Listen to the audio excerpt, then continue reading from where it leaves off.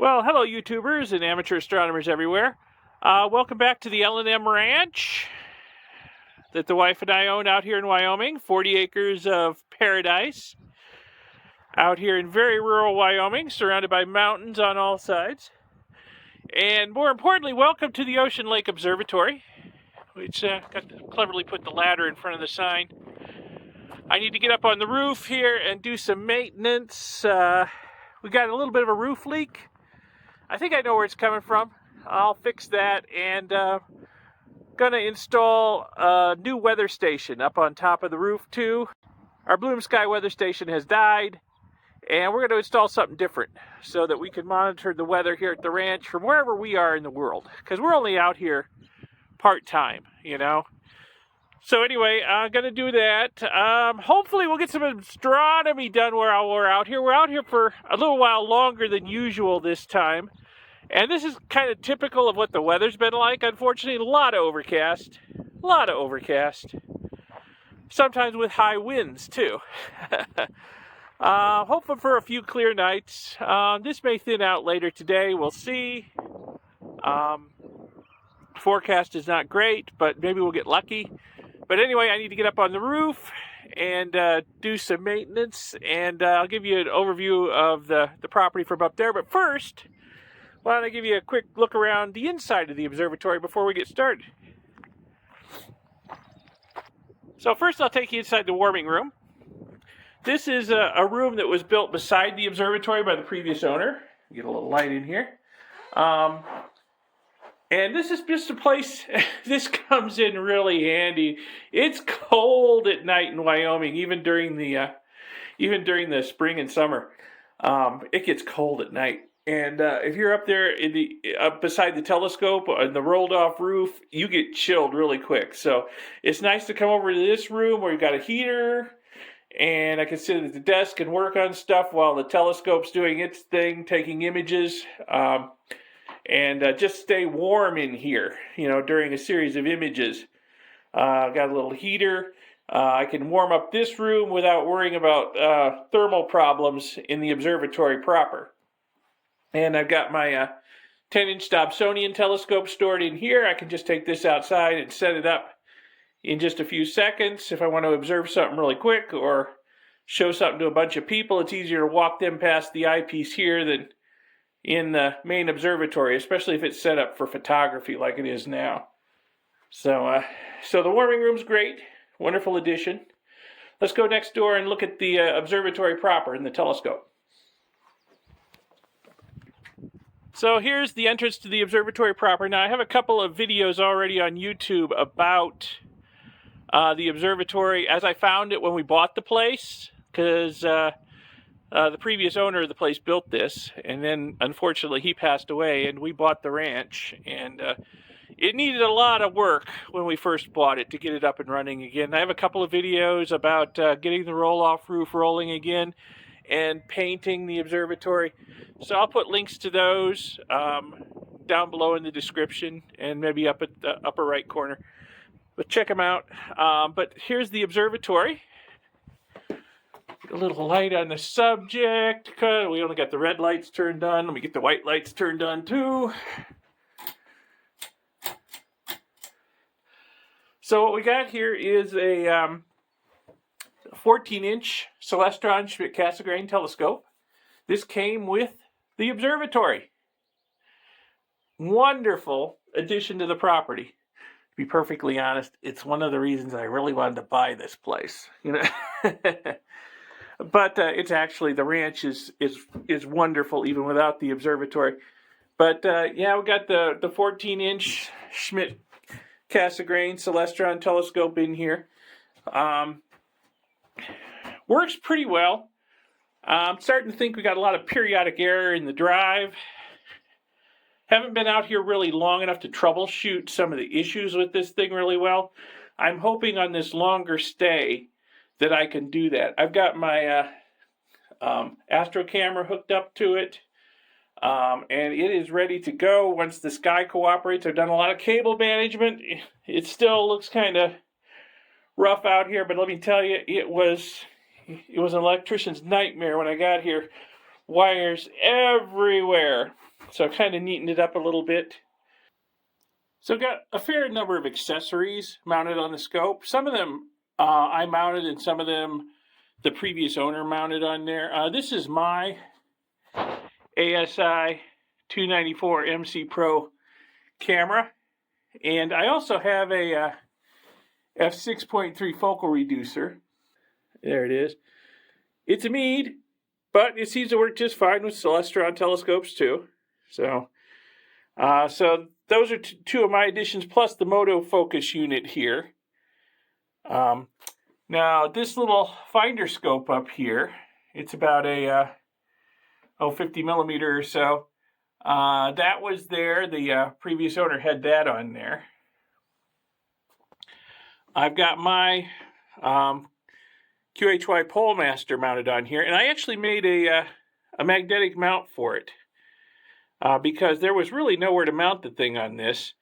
So basically, I just glued this is aluminum, by the way, so I epoxied a steel washer on there, and I made my own magnetic base for this thing, and I just got to plop it on there, and the magnet holds it in place.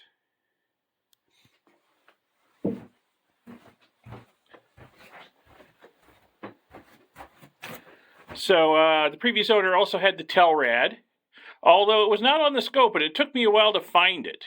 And then once I found it, it's like, oh, great. I can stick it on the scope now, because I like Telrads. I use them a lot. And then over here, got a 60 millimeter guide scope that I mounted on here, and a guide camera, but I don't really like that camera. I wouldn't recommend it. It's an Astromania. I have nothing but trouble with it. My setup in Florida, which I made a video of a while back, I used the Orion Starshoot camera, and I think I'm going to get one for this and get rid of this Astromania camera because I can't. It just doesn't work with PhD guiding as well as the Starshoot does. So it's frustrating. So I think I'm going to replace this with another Orion Starshoot. So yeah, that's about it for accessories. So it's quite the nice little setup between the stuff I brought and the stuff that the previous owner had on here. And we'll see if we can't fire it up and maybe make some images. And like I say, we're ready to go.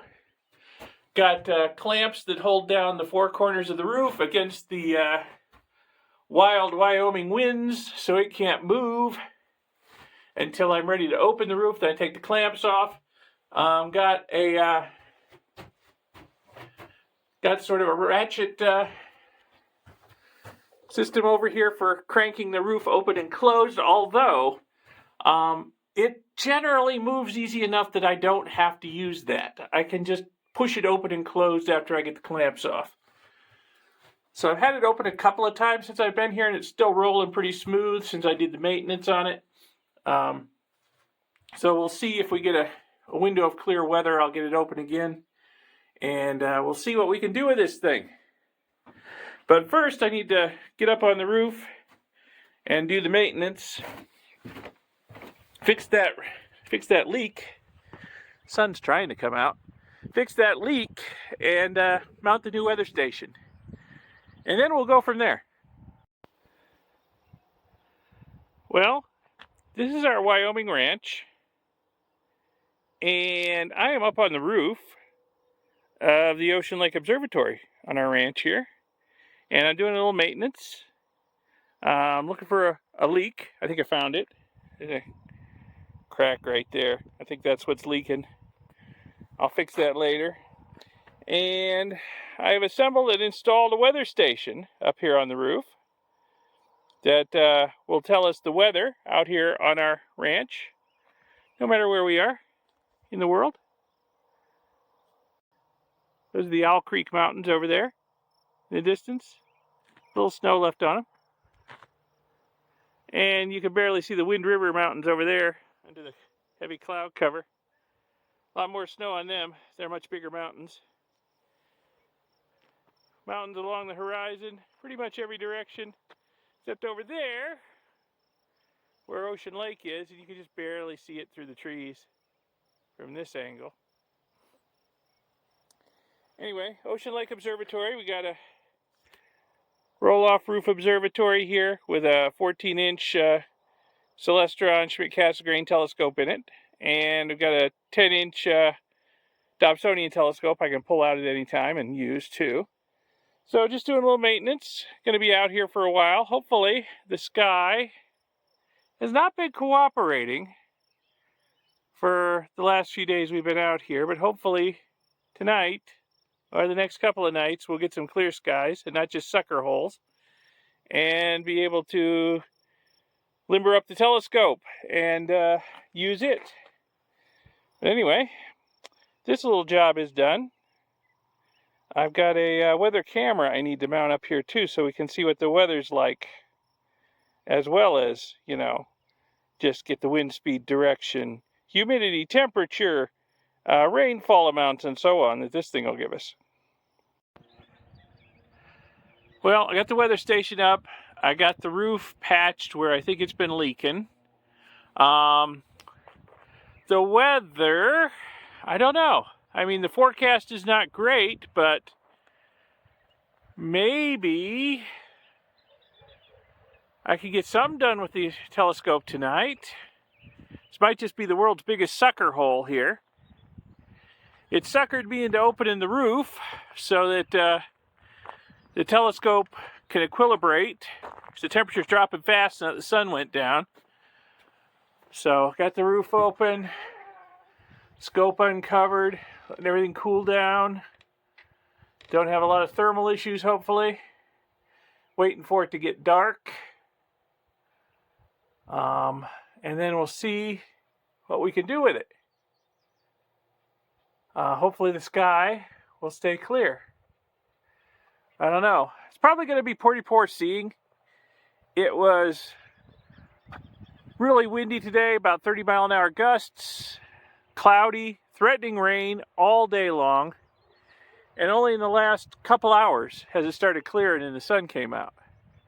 Now the sun's set. So, like I said, the forecast, not great. They're not really calling for clear skies tonight. There's some bad storms to the east and the north, and the usual bank of clouds over the mountains to the west, so we'll see what happens. Hopefully none of this will drift over, and maybe we'll have a good night, at least part of a good night, long enough for me to get everything aligned and focused and take a few test shots anyway, make sure everything's working. Well, so far it's staying clear, and it's gotten dark enough that I can see a few stars.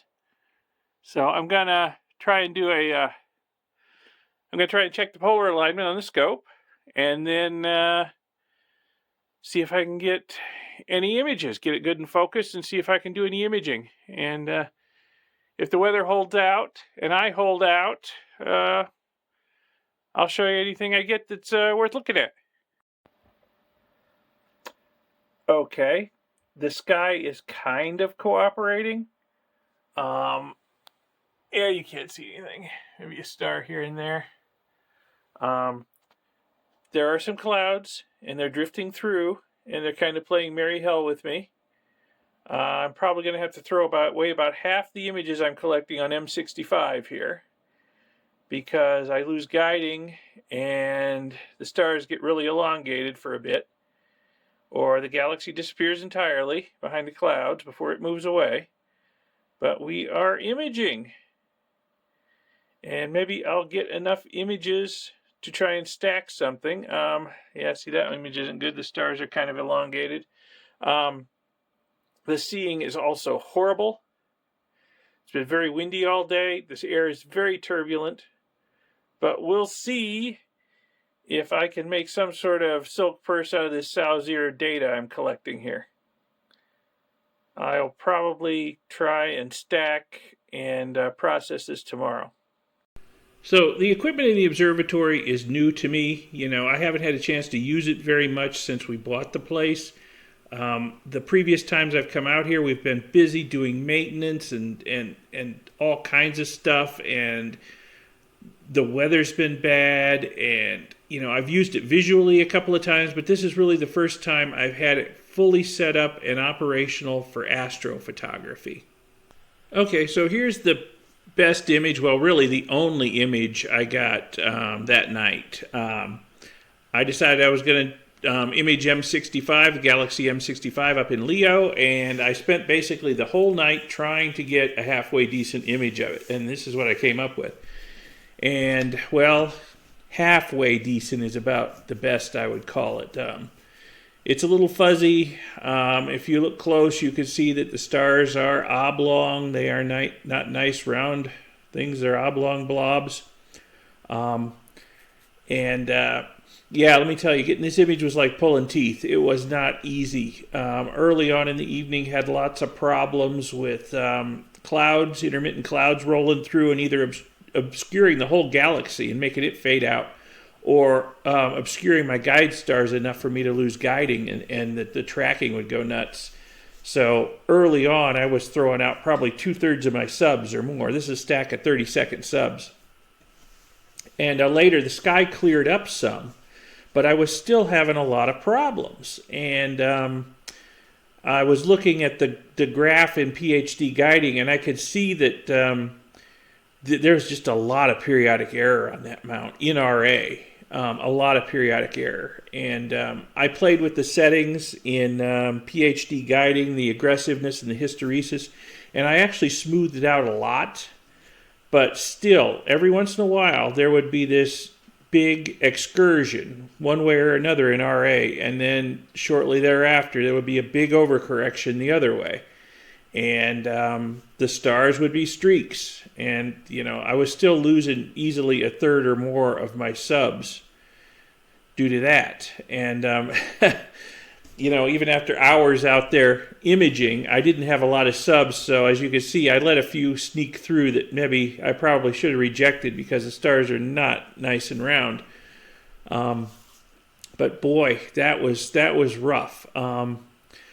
I could not get that periodic error smoothed out. About every minute and a half or so, it would just go nuts, go flying off one direction or other in the RA, and then overshoot way off in the other direction coming back, and then it would smooth out again for about a minute and a half, and then do it again.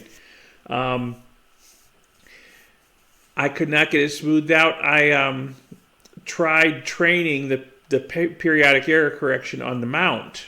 I trained it and then let it run. And it really didn't help that much. Didn't seem to improve things, really. So then I tried running the periodic error correction and the guiding together, and that was a disaster. They seemed to fight with each other, and excursions got worse than ever.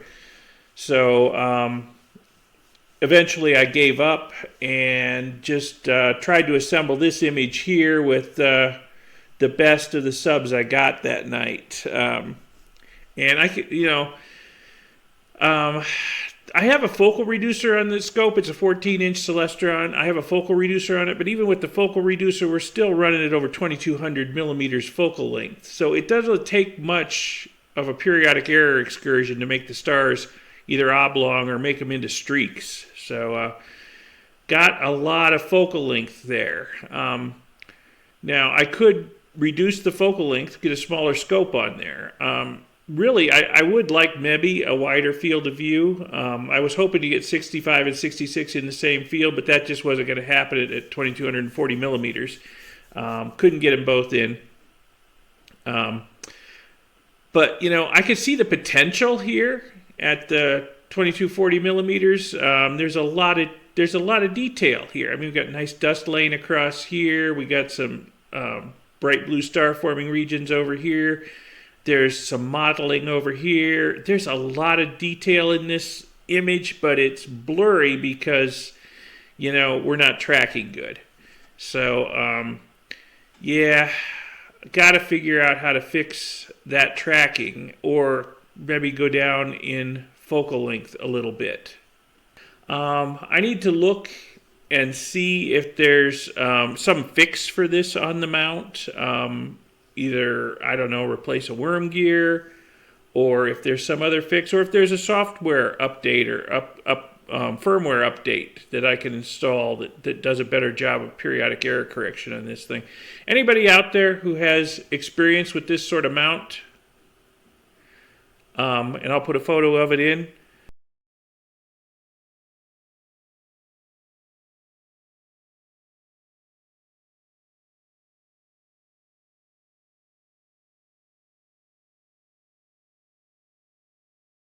Let me know. Give me your opinion. Give me your experience. Let me know what you would do. Let me know what you have done to try and fix this problem if you've had it.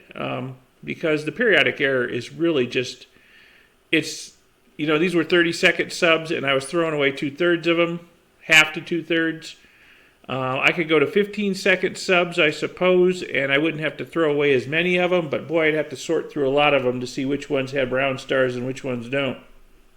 So, but yeah, anybody out there with any experience with this sort of mount and fixing the periodic error, yeah, feel free to contact me. Leave a comment, leave a suggestion, because I could see the potential at 2240 millimeters. I mean, if I could get the tracking better.